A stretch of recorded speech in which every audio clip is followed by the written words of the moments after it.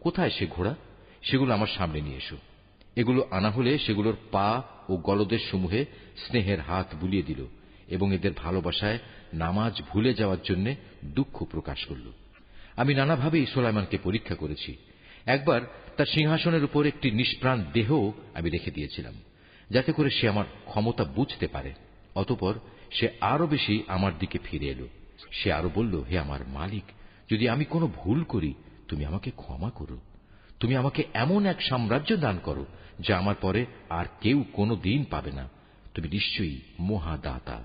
সে অনুযায়ী তখন আমি বাতাসকেও তার অধীন করে দিলাম। তা তার ইচ্ছা অনুযায়ী অবাধে তাকে নিয়ে সেখানেই নিয়ে যেত যেখানেই সে যেতে চাইত।